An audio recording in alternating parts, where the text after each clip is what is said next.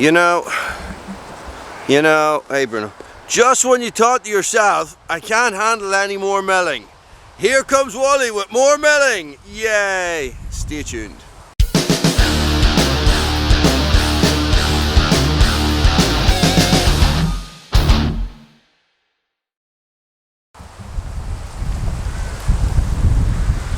Okay, here's the cunning plan, right? Set these all up like a conveyor belt. 3 inches, 3 inches, 3 inches. Do that all in one go, and then do the then do the half inch. Do everything at the one time. Bruno, come on, Drew. Okay, but we have instantly ran into a problem. There's dirt in this one. There's dirt in the bark as well. So I got to chip off the bark, and then I'll take a little cookie off the top here. So just get out of the way, Bruno. Wait.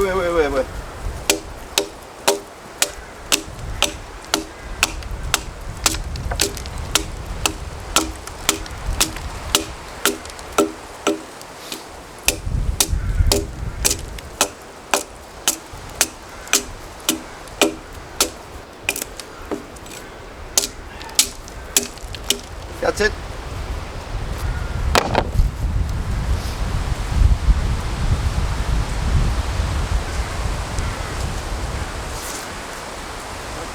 That's the way I want it there. Something in there to hold on to this.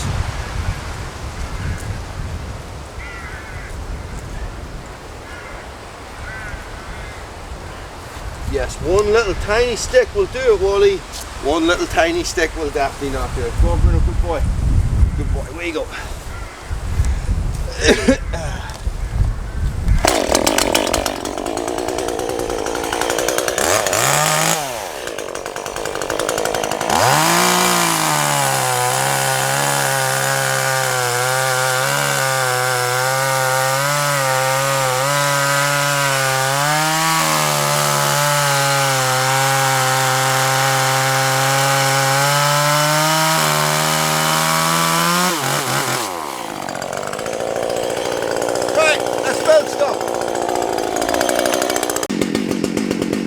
Right, the first one. Good little time as always. Oh shite, I mean sugar.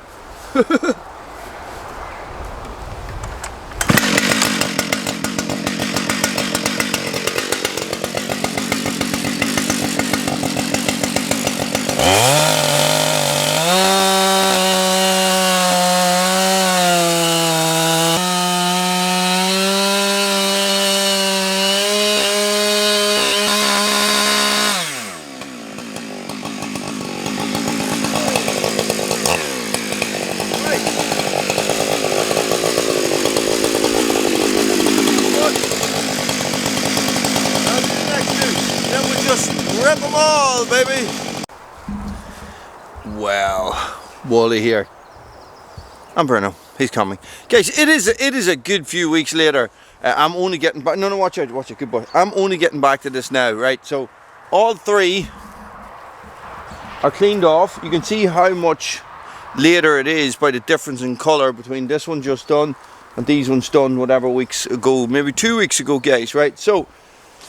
I've set this to 1/2 inch. What I'm going to do is I'm going to mill these, right?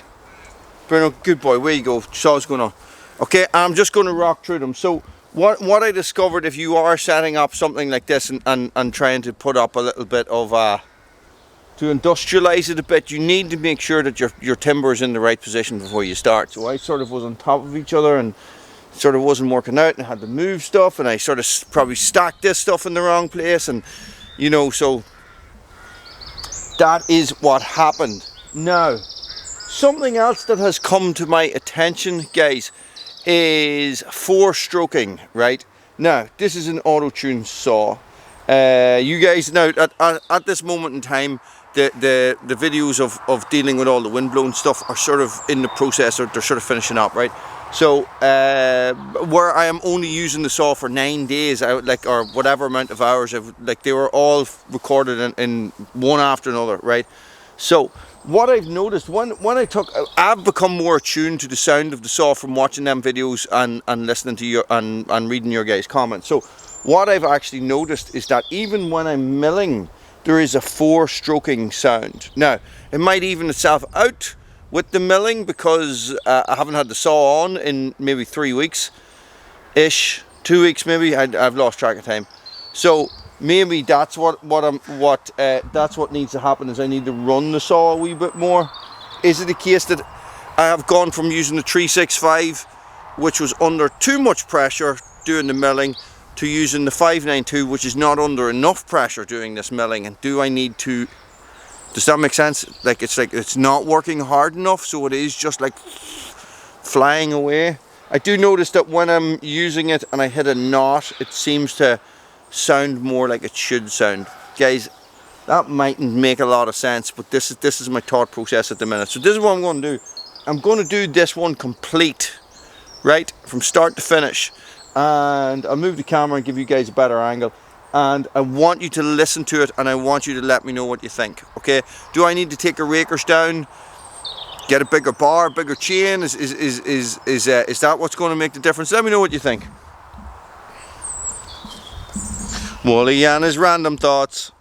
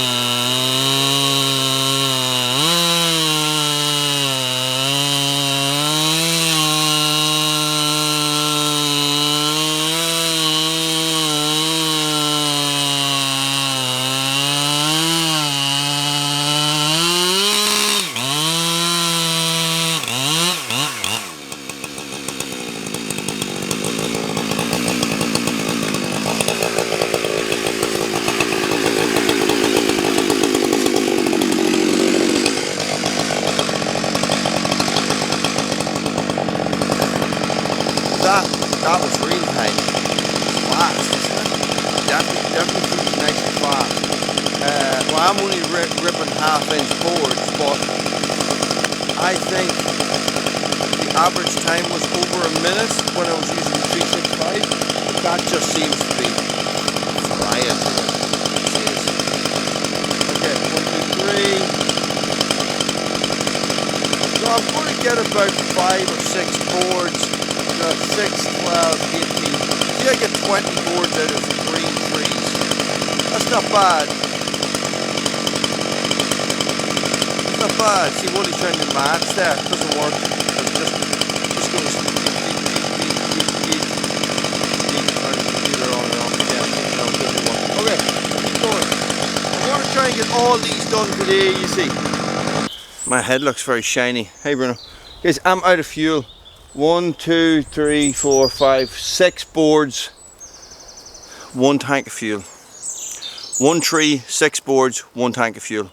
That's about how much I'm getting out of it. I definitely noticed that the 4-stroking only happens when you're taking the first one off. Okay, so I was cutting this one here. I took the last board off that. Hey, Bruno. This when they get to about this size, guys, look, get off it, bro. Even though there's quite a bit on that, they're not worth it. They're not worth cutting, right? What happens is that as soon as you start to cut, they start to flex. And Bruno, give me a minute, will you? I know, you're a good boy. They start to bounce and they start to flex, and they're a little bit of a pain in the bum to cut. And when you get halfway down them, you run out. So I just sort of leave them. We'll figure something else to do with them. Do you know what I mean? So 6 half-inch boards of 1, 3, 6, and 6 is 12, and 6 is 18. Yeah, my maths are still the same. So I should get 18 boards out of these 3 trees, right? I reckoned I need 100 boards, and this saw will have paid for itself. Right, I'm going to keep going. I'm going to see how far I can get and see what I can do. Checks his watch, knowing he's running out of time, as always.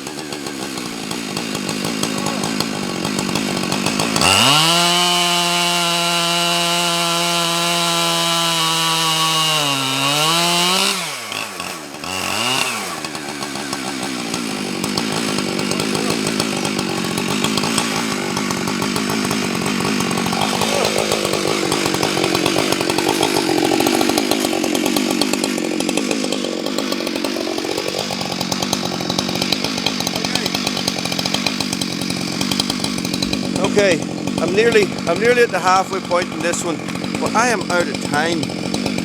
Okay, so I'm going to leave that video there. So the production line, yes, it's a good idea. I want to turn this off.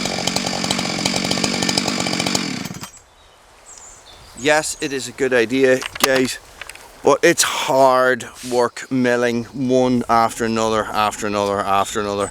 It's tough on the wrist, whatever way Everything's angled on this. I think maybe I need to move the position of the upright handle, move it a little bit more forward, because you're sort of like this, and that's not good in the wrist, guys. And then if you're not, you're holding the horizontal bar, and that's in completely the wrong position. So it's fatigue, guys, and this stuff creeps in, and that's how you end up getting tendonitis in your wrist and doing stuff like that. So, which is very common.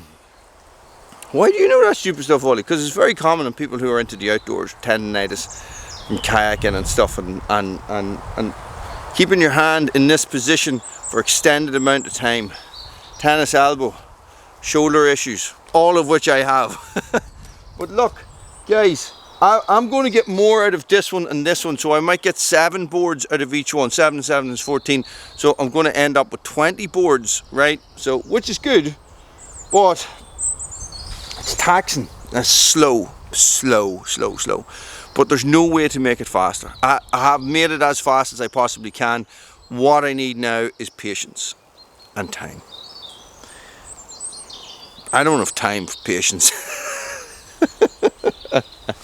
Guys, it's very enjoyable. Check this out, boy. Look at the ostrich. There's like a goat.